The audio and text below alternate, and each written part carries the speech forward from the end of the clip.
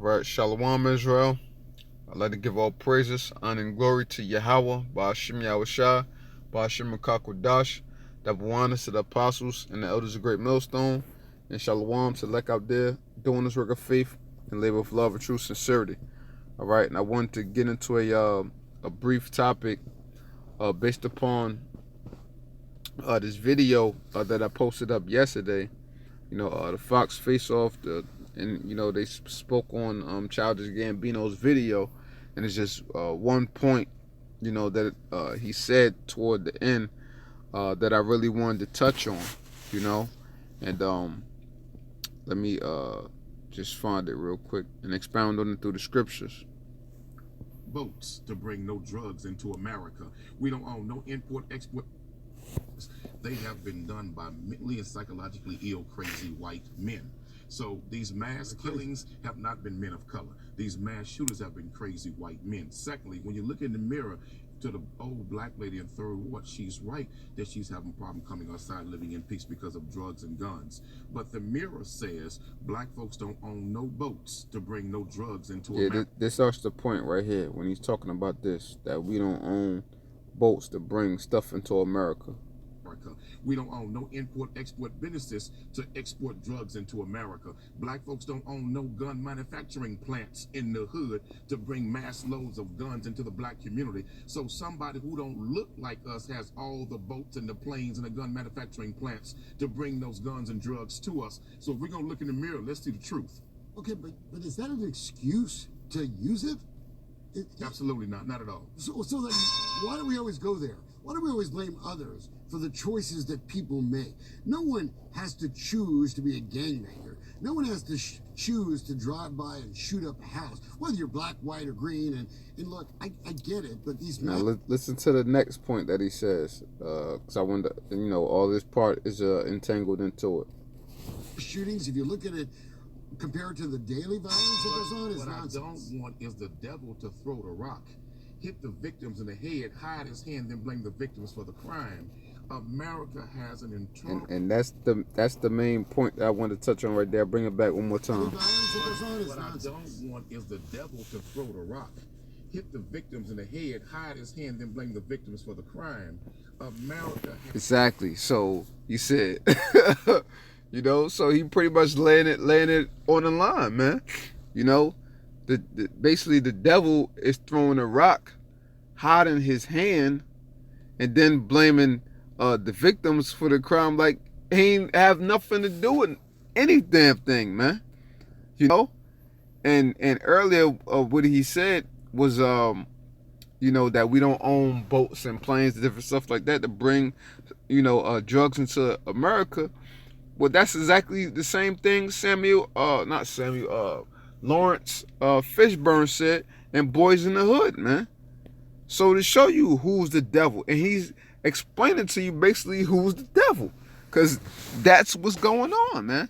And it made me think of this key scripture, okay, Psalms 119 and 95. The wicked have waited for me to destroy me, but I will consider thy testimonies. So that's exactly what we see. We see the devil throwing stones when he lives in a glass house, pretty much, man. We see this devil constantly putting his hand in all of our business and everything that goes on with us and waiting for us to destroy ourselves, man. And Esau knows that the curse is upon us, man. They know this, according to, matter of fact, let me, it's Jeremiah. Book of Jeremiah is 50, I believe.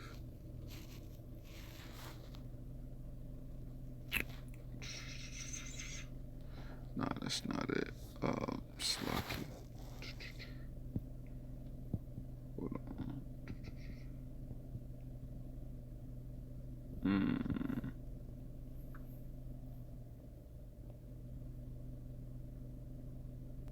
It's Jeremiah 50 and 7, I believe. Yeah, here we go. All right, it's Jeremiah 50 and 7. And it says, matter of fact, I start at verse 6. It says, my people have been lost sheep. their shepherds have caused them to go astray. So what? Not only the so-called white man, but the people that so-called leaders, of the black, Hispanics, and the Native American communities have caused us to go astray because they've been leading us down the wrong path, right? Because they not the men of Yahweh Bashim Yahushua. They wasn't set up. They have turned them away on the mountains. Towards the other nations, toward the ways of the other nations. Scriptures, mountains basically means, a government or other nations pretty much, So they have gone from mountain to hill. They have forgotten their resting place. What our resting place is Yahweh Bashim Yahushua. That's our rock. That's our salvation. That's our peace. Okay? Verse 7, it says, all that found them have devoured them, and their adversaries said. So what? All the enemies that found us, according to what? Psalms, the 83rd chapter, they have devoured us, man. And they was all confederate with one another, man. All that found them have devoured them, and their adversaries said. This is what Esau said. We offend not, because they have sinned against the Lord, the habitation of justice, even the Lord, the hope of their fathers. So Esau knows that when we going off from our righteous power, that the Lord is going to destroy us, and the Lord allows, these other nations, to do what they do unto us, man. Not utterly destroy us, not spiritually, okay, because the Lord always has his remnant, that he's going to keep, that's going to keep some truth, to them. And within these last days, his name is being brought in remembrance again, for everything to be brought out to the forefront, for our people to rise up to the occasion and to be the people who they once were, and to honor our righteous power, Yahweh and Yahweh Shah. Okay? So Esau knows these different things. That's why they putting their foot on our necks and put guns and drugs and all these different things like that in our neighborhoods, man. And it also made me think of Psalms, I believe it's 30, yeah, Psalms 35. It's around like verse 7 or verse 8.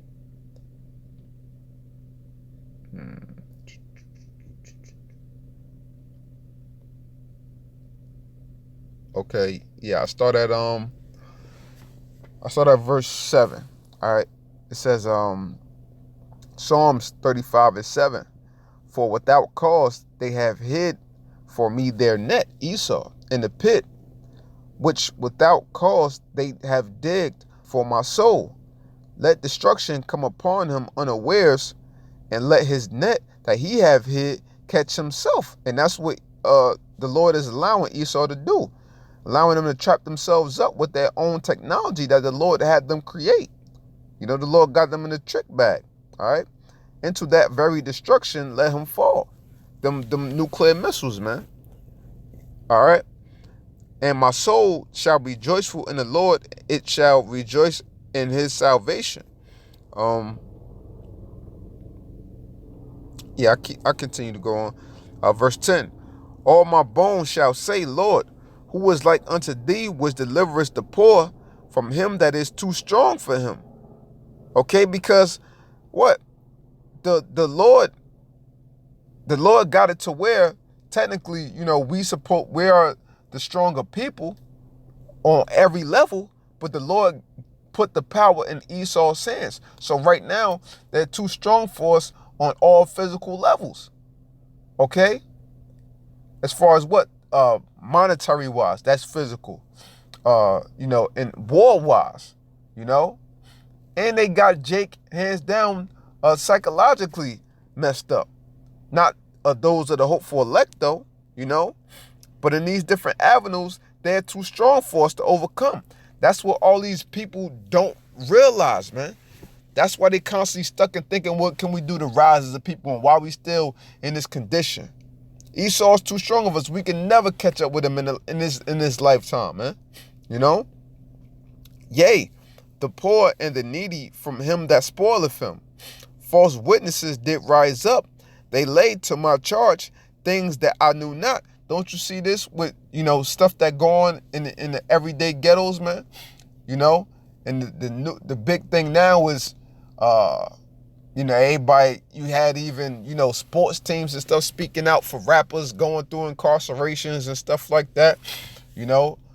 Football and basketball teams speaking up for the rapper Meek Mill, and saying that the cops laid false charges on him and different stuff like that.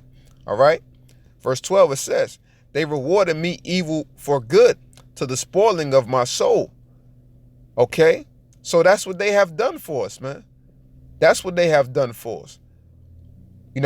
All of our people, especially, the tribe of Gad and all of them coming over here to, the Americas before Esau did, and Esau coming over here, how did they treat them when our people treated them in a kind manner? They was the devil, man.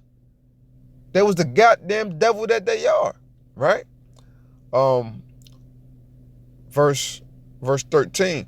But as for me, when they were sick, my clothing was sackcloth. I humbled my soul with fasting, and my prayer returned into my own bosom.